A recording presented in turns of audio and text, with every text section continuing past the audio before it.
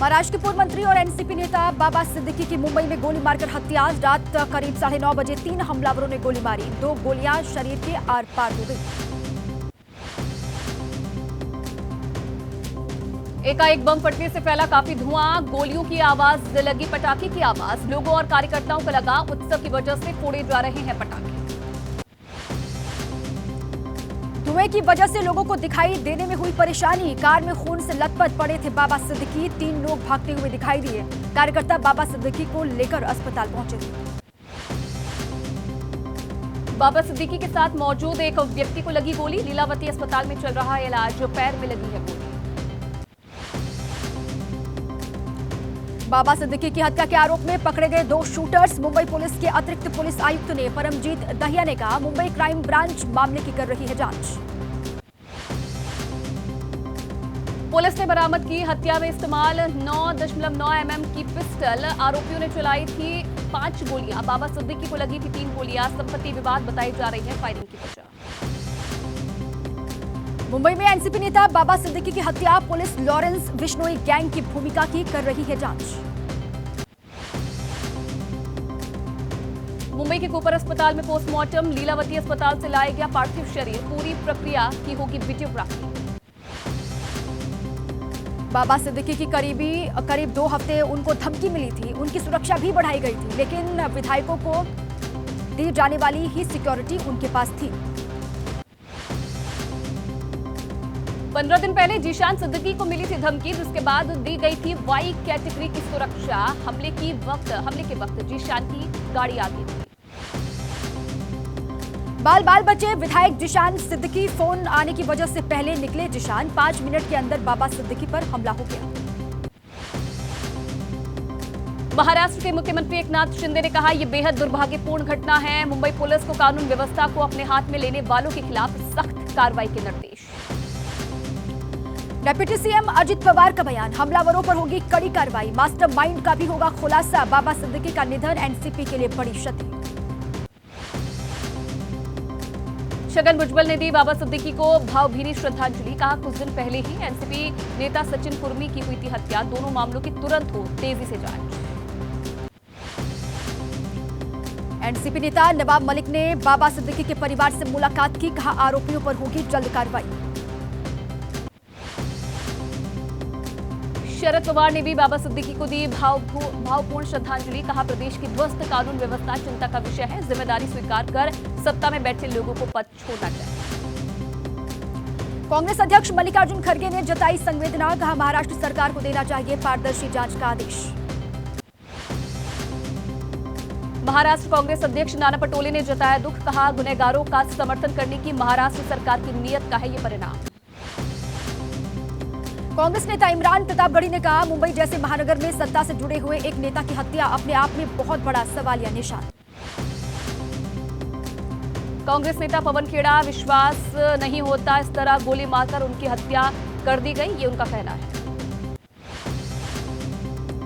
शिवसेना नेता आदित्य ठाकरे ने एक्स पर पोस्ट करके कहा, चौंकाने वाली है बाबा सिद्दीकी जी की हत्या। राज्य में ध्वस्त हो चुकी है प्रशासन, कानून और व्यवस्था। शिवसेना यूबीटी नेता आनंद दुबे ने लगाया आरोप, अपराधियों को कोई डर नहीं है।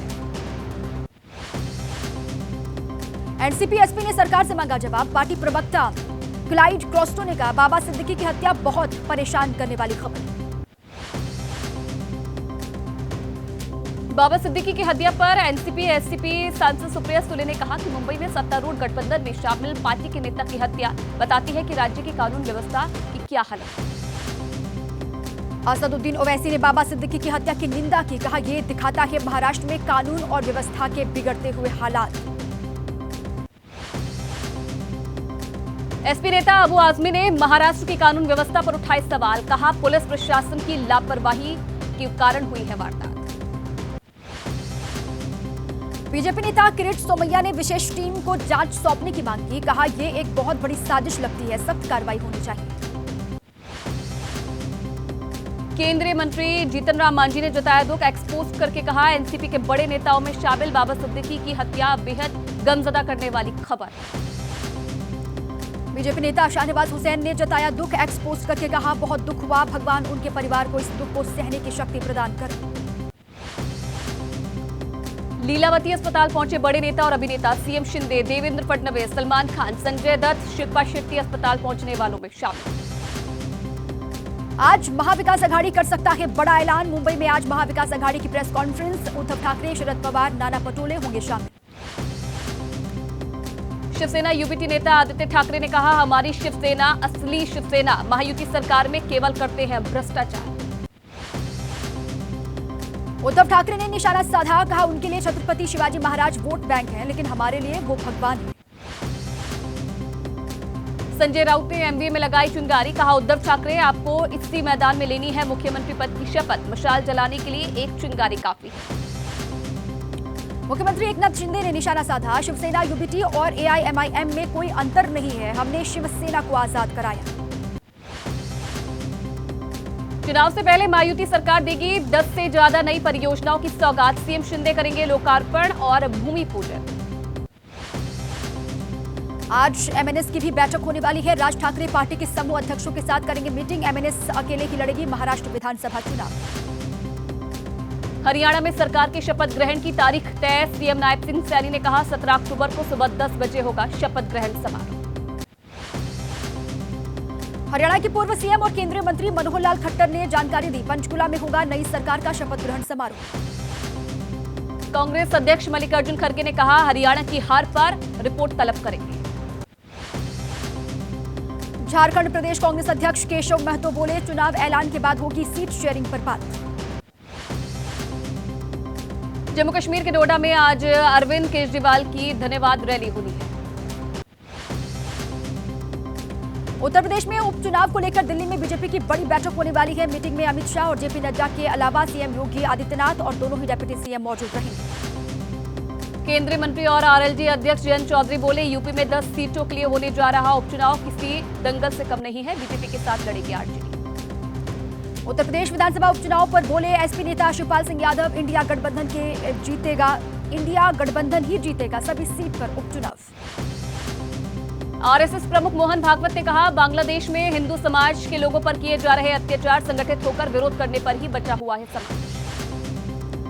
गणेश उत्सव के दौरान कई जगहों पर हुए पथराव को लेकर भी बोले मोहन भागवत, कहा गुंडागर्दी क्षम्य नहीं है। गोरखपुर में विजयदशमी के पर्व पर आयोजित शोभा यात्रा कार्यक्रम में सीएम योगी आदित्यनाथ ने कहा कि हम सभी को एकजुट रहना होगा। आरएसएस प्रमुख के हिंदुओं के एकजुट रहने वाले बयान पर सियासी घमासान। कांग्रेस अध्यक्ष मल्लिकार्जुन खड़गे बोले, भागवत बांटने वालों के साथ। कांग्रेस अध्यक्ष खड़गे के बयान पर बोले केंद्रीय मंत्री एसपी सिंह बघेल, बीजेपी लगाए सभी आरोप निराधार, मॉब लिंचिंग का आरोप गलत है। संघ प्रमुख मोहन भागवत के बयान का विरोध करते हुए टीएमसी नेता कुणाल घोष ने कहा, उत्तराखंड, मणिपुर, नागपुर, यूपी में होने वाले महिला अपराधों पर संघ प्रमुख ने कोई टिप्पणी क्यों नहीं की। महाराष्ट्र के रत्नागिरी में आरएसएस स्वयंसेवकों की परेड के दौरान असामाजिक तत्वों ने लगाए धार्मिक नारे, इलाके में तनाव का माहौल। रत्नागिरी में आरएसएस के परेड में धार्मिक नारे लगाने पर भड़के बीजेपी विधायक नितेश राणे। रक्षा मंत्री राजनाथ सिंह ने कहा, शस्त्र और शास्त्र दोनों की पूजा होनी चाहिए।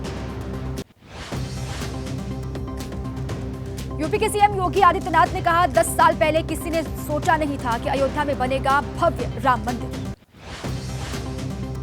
मध्य प्रदेश के सीएम मोहन यादव ने कहा, कांग्रेस को खटकता है अयोध्या में बना भव्य राम मंदिर, पिछली सरकारों ने किसी को नहीं लेने दिया राम का नाम। समाजवादी पार्टी अखिलेश यादव ने कहा है कि बीजेपी हर वो काम करती है जिससे समाज में नफरत फैले। नेशनल कॉन्फ्रेंस अध्यक्ष फारूक अब्दुल्ला ने की अपील, कश्मीरी पंडित भाइयों को जल्द से जल्द वापस आना चाहिए कश्मीर। बिहार के डिप्टी सीएम नए आवास में शिफ्ट हुए, पटना का 5 देश रत्न मार्ग हुआ नया पता।